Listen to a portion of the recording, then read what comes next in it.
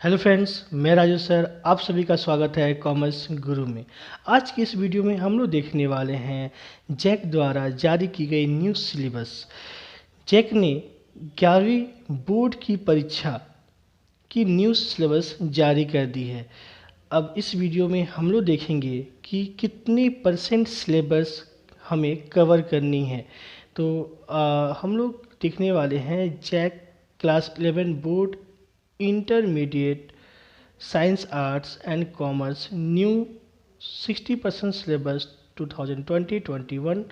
ठीक है, तो गवर्नमेंट ने क्या किया है या जैक बोर्ड ने क्या किया है, अब आपका सिलेबस से 40% सिलेबस को रिड्यूस कर दिया है। मीन्स अभी केवल आप लोगों को 40% सिलेबस को ही कवर करना है। तो इससे रिलेटेड जैक बोर्ड ने कुछ मुख्य जानकारी दी है। देखोगे तो पहला क्या है, बोला गया है कोविड-19 के कारण इस साल 11वीं बोर्ड की परीक्षा में 40% सिलेबस कम कर दिया गया है। सेकेंड है, झारखंड बोर्ड जैक द्वारा 11वीं की कक्षा की बोर्ड परीक्षा संशोधित सिलेबस के आधार पर आयोजित की जाएगी। मीन्स कि 11वीं की जो परीक्षा होने वाली है उसमें केवल आप लोगों को 60% सिलेबस ही आएंगे। जैसे कि पॉइंट थर्ड में इन्होंने लिखा है क्या, जैक कक्षा 11वीं इंटरमीडिएट की बोर्ड परीक्षा 60% सिलेबस के आधार पर होगी। परीक्षा में प्रत्येक विषय में 40 अंक के बहुविकल्पीय प्रश्न पूछे जाएंगे। मतलब आपको केवल 40 अंक के ऑब्जेक्टिव्स क्वेश्चंस आएंगे। साथ ही साथ जैक द्वारा कक्षा 11वीं की बोर्ड परीक्षा OMR सीट के माध्यम से ली जाएगी। इससे पहले भी OMR सीट पे ही ले जाया जाती थी। परीक्षा में 5 अनिवार्य विषय और एक अतिरिक्त विषय से 60% सिलेबस के आधार पर प्रश्न पूछे जाएंगे। मीन्स आपका अपना 5 सब्जेक्ट होगा और बहुत बच्चे कोई एक एक्स्ट्रा सब्जेक्ट लेते हैं, उससे भी 60% सिलेबस ही कवर किए जाएंगे। नेक्स्ट है कि परीक्षा में प्रत्येक विषय 100 अंक का होगा, जिसमें छात्रों को पास करने के लिए 33 अंक अनिवार्य है। ठीक है, आपका 40 अंक इधर जो बहुविकल्पीय होंगे, लेकिन बोला क्या जा रहा है कि 100 अंक का होगा जिसमें 33 अंक हो, तो इसमें आपका प्रैक्टिकल वगैरह सभी कुछ इंक्लूड रहेंगे। जैक 11वीं बोर्ड एग्जाम पैटर्न, ठीक है, जिसमें पेपर्स दिए हुए हैं, नंबर्स ऑफ क्वेश्चंस कितने रहेंगे साइंस एंड कॉमर्स के। तो अभी हम केवल कॉमर्स का डिस्कस कर रहे हैं। एग्ज़ाम ड्यूरेशंस क्या रहेगा, तो अगर पेपर 1 है किसी बच्चे का तो उसमें 40 नंबर्स ऑफ क्वेश्चंस होंगे और वो 1 घंटे के एग्ज़ाम होंगे। पेपर 2 जिसमें 40 मार्क्स की एग्ज़ाम होगी और ये टोटल 80 मार्क्स का होगा, जिसमें 2 से घंटे की एग्ज़ाम होगी। ठीक है, लेकिन आर्ट्स वाले के लिए 3 आवर्स का होगा। पेपर 3 भी आपका 40 मार्क्स की होगी और ये 2 आवर्स का होगा। ठीक है, जैक 11वीं की प्रतियोगी परीक्षा विद्यालय स्तर पर 30 अंक का होगा। ठीक है, और आपका कॉलेज हो या फिर आपका स्कूल हो, उसमें आपका 30 मार्क्स का इंटरनल के नाम से दिया जाएगा। 11वीं कक्षा की नवनीत सिलेबस से संबंधित कुछ मुख्य जानकारियाँ डिस्कस की जा रही है। देखिएगा, जैक कक्षा 11 इंटरमीडिएट 2021 की बोर्ड परीक्षा 60% संशोधित सिलेबस के आधार पर होगी। संशोधित सिलेबस में कौन सा अध्याय पढ़ना है और कौन सा नहीं, इसके बारे में पूरी जानकारी दिया गया है। ठीक है, गणित और विज्ञान के विषय में कौन सा टॉपिक पढ़ना है और कौन सा नहीं पढ़ना, इसका भी जिक्र किया गया है।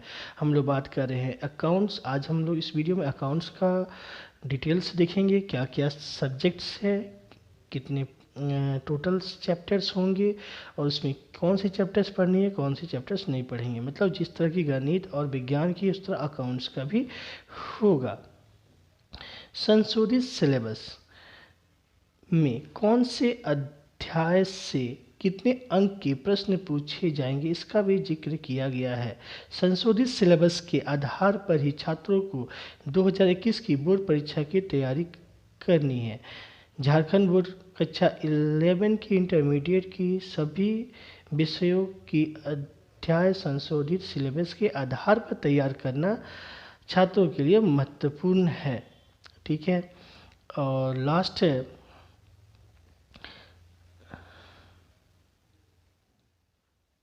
छात्र छात्रा 11वीं कक्षा की 60% नवनीतम सिलेबस को आप लोग डाउनलोड कर सकते हैं। किस लिंक पे?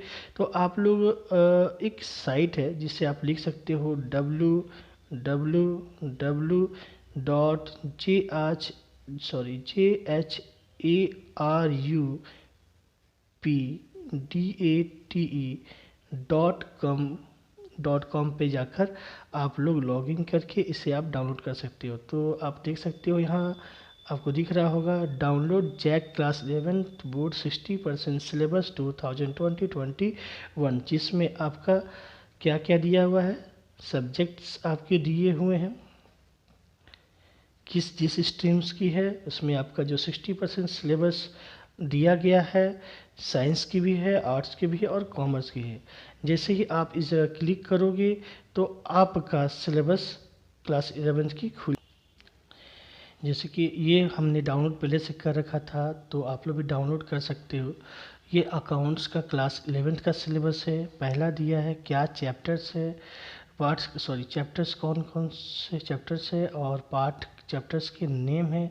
सीमित पाठ्यक्रम के हेतु चयनित पाठ कौन कौन से चैप्टर्स में क्या क्या पढ़ना है। यदि किसी चयनित पाठ के लिए उपखंड को चयनित नहीं किया गया है तो उसका उपखंड का नाम, मतलब किसी टॉपिक को नहीं पढ़ना है तो इस कॉलम में उसका नाम दिया रहेगा। मीन्स इसमें चैप्टर्स रहेंगे, चैप्टर्स के नाम रहेंगे, जो पढ़ना है वो उसमें यस या नो का कॉलम बना रहेगा, लिखा हुआ रहेगा, और जो नहीं पढ़ना होगा उसका टॉपिक लिखा हुआ रहेगा। तो देखिएगा ज़रा, चैप्टर 1 इंट्रोडक्शन ऑफ अकाउंटिंग, इसे आप लोगों को पढ़ना है। बेसिक टर्म्स भी पढ़ना है, अकाउंटिंग प्रिंसिपल एंड कॉन्सेप्ट्स पढ़ना है, लेकिन अकाउंटिंग स्टैंडर्ड्स नहीं पढ़ना है। चैप्टर 4 को नहीं पढ़ना है।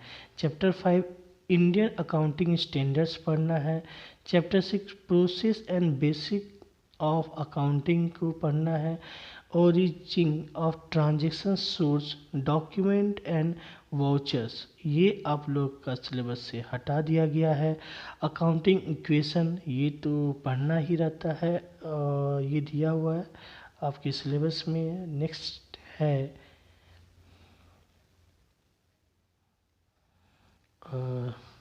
Chapter number 9 double entry system rules of debit and credit. इसके बिना तो जनरल एंट्री समझ में आएगा नहीं, इसलिए इससे भी आपको पढ़ना है। Books of original entry, general entry आपको पढ़ना है। कैश बुक भी पढ़ना है, लेकिन कैश बुक केवल पढ़ना है। Books of subsidiary entry, other subsidiary book नहीं पढ़ना, जिसमें परचेज हो गया, परचेज बुक हो गया, परचेज रिटर्न बुक हो गया, सेल्स बुक हो गया, सेल्स रिटर्न हो गया, बिल्स रिसीवेबल, बिल्स पेबल, ये सभी को अब हटा दिया गया है।